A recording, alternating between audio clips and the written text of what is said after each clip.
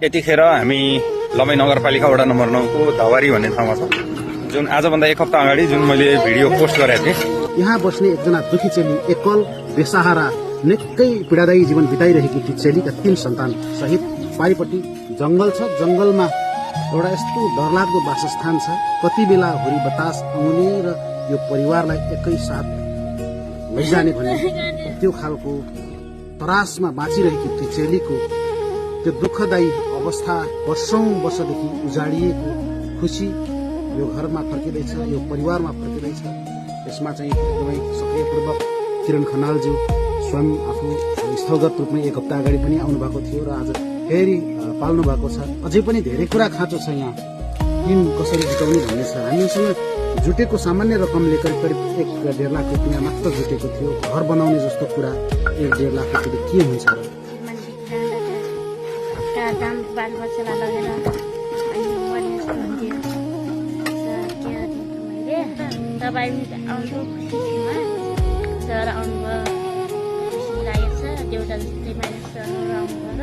सहयोग गर्ने सबै मनहरूलाई धेरै धेरै धन्यवाद दिन चाहन्छु। एउटा दुखीको उद्धार हुने चरणमा पुगिसकेका छौँ हामी र अझै पनि धेरै कुरा खाँचो छ। यहाँ ऋण कसरी जुटाउने भन्ने छ।